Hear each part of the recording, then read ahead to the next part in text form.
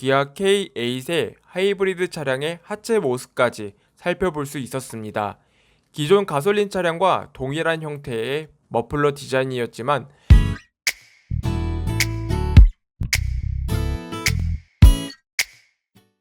시청해주셔서 감사합니다. 지난 영상을 통해 기아 K8 스마트키 인식 관련 문제점을 전해드렸습니다. 다행스럽게도 최근 스마트키 관련 문제점이 해결되었다는 소식과 함께 서비스 센터를 방문을 통해 조치를 받을 수 있게 되었습니다. 그동안 스마트키 인식 문제로 인하여 불편을 겪으신 K8 오너분들에게는 반가운 소식이 되지 않을까 생각이 되는데요. 하지만 오늘 이야기해드릴 영상의 주제도 어쩌면 기아 K8 하이브리드 차량을 애타게 기다리시는 분들에게는 반가운 소식이 되지 않을까 생각됩니다. 오늘은 기아 K8 하이브리드 소식 2편 소식을 준비해봤습니다. 영상을 시청하시기 전에 구독과 좋아요 그리고 알람 설정까지 꾹 눌러주시면 감사하겠습니다.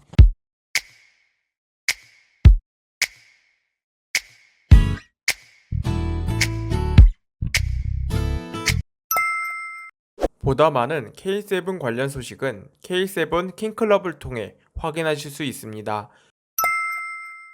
이미 지난 영상을 통해 기아 K8 하이브리드 차량의 품질 테스트가 진행 중인 소식을 전해드린 바 있었습니다. 그러면서 최초로 전자제어 서스펜션 적용 내용까지 공개를 했습니다.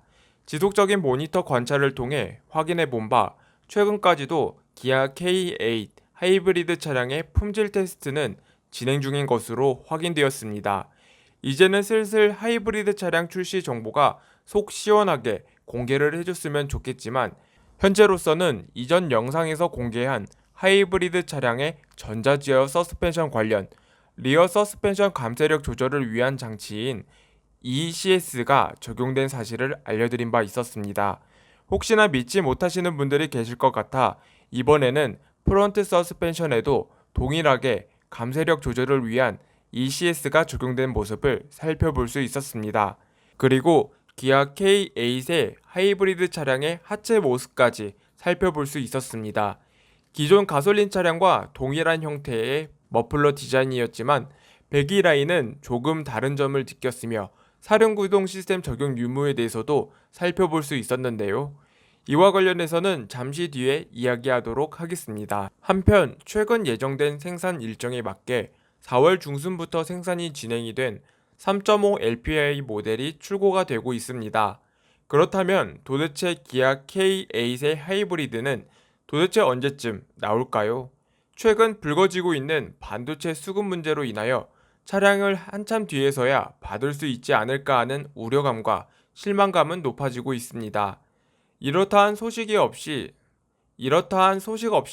긴 시간을 기다린 일부 소비자분들 사이에서는 기아 K8 하이브리드도 과거 소렌토 하이브리드 때처럼 인증 문제로 출시가 지연되는 게 아닌가 하고 이야기가 있었지만 조금만 찾아보면 이미 기아 K8의 하이브리드 인증은 모두 마친 것으로 확인되고 있습니다. 적어도 현재로서는 구체적인 옵션과 가격에 대한 정보는 5월 10일 이전으로 공개가 되지 않을까 조심스럽게 말씀드립니다. 현재까지 다방면으로 기아 K8 하이브리드 관련 소식을 알아보고는 있지만 가장 유력한 날짜로는 5월 10일이 맞는 것 같습니다. 그 이유로는 5월 11일에는 현대자동차의 그랜저 르블랑이 공개가 될 예정이기 때문에 바보가 아닌 이상 사전 계약한 고객들을 그랜저에게 뺏기지 않도록 가만히 있을 것 같지는 않을 것 같은데요. 아무튼 기아 입장으로서는 하이브리드 생산이 지연이 되든 가격 및 옵션 정보가 공개가 되었든 간에 반드시 10일 이전에는 공개를 해야 하는 입장일 것 같은데요. 물론 기아 내부적으로도 사전 계약 수요 및 생산 가능한 차량 대수 파악, 그리고 반도체 재고 및 수급 체크 등 다양한 변수를 계산하고 있을지도 모릅니다. 하지만 이토록 오랫동안 아무 말 없이 긴 침묵을 유지하는 건 결코 기아를 믿고 사전 계약한 소비자들을 위한 행동은 아닐 거라 생각이 듭니다. 아무튼 시기상으로도 다음 주 월요일쯤에는 가격 및 옵션 사양을 공개를 해야만 할 것 같습니다. 어쩔 수 없이 마이너스 옵션을 넣더라도 말이죠. 이미 전 세계적인 반도체 수급 영향으로 인한 생산 지연 문제는 이미 어느 정도로 많은 소비자분들께서도 감수하려는 것 같습니다. 가솔린 모델 같은 경우 차량의 트림을 낮추거나 상당수 많은 분들이 마이너스 옵션을 선택한 것으로 알려져 조금은 아쉬운 감이 있겠습니다. 한편 앞서 이야기했었던 기아 K8 하이브리드 차량의 하체를 살펴보겠습니다. 먼저 기아 K8 가솔린 차량과의 배기 라인은 조금 다르겠습니다. 가솔린 차량 경우 차량의 앞부분부터 하나의 배기 라인으로 내려오다가 멀티링크를 지나는 부분에서 두 개의 배기 라인으로 나뉘게 되겠는데요. 그리고 배기 라인이 나뉘어지기 전 부근에는 앞바퀴와 뒷바퀴의 구동 배분을 위한 디퍼렌셜이 위치할 공간까지 마련되어 있는 모습을 볼 수 있었습니다. 하지만 하이브리드 차량의 하체를 간단히 살펴보면 디귿자 형태로 배기 라인이 구성되어 있는 모습을 살펴볼 수 있었습니다. 하이브리드 차량에 대해서 관심을 가지셨던 분들이시라면 벌써 눈치를 채셨을 거라 생각이 되는데요. 이 차량의 배기 라인이 가솔린 차량처럼 일자로 쭉 내려오는 게 아니고 디귿자 형태로 배기 라인이 우회해서 적용된 이유로는 바로 배터리 위치가 차량의 하단에 위치해 있기 때문이라고 볼 수 있겠습니다.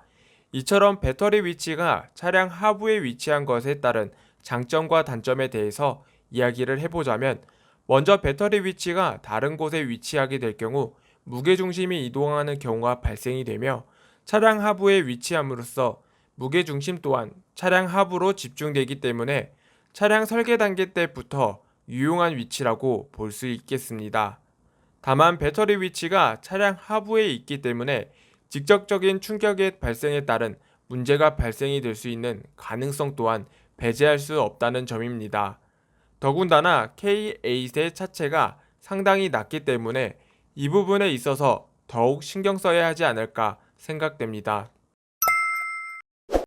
결론적으로는 기아 K8 하이브리드 차량의 배기 구조는 K5 하이브리드 차량의 배기 구조와 유사한 점이 많습니다.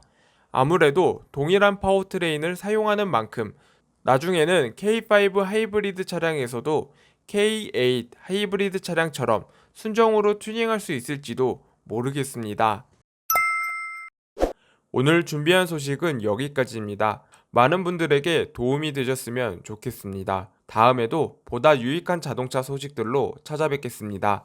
시청해주셔서 감사합니다.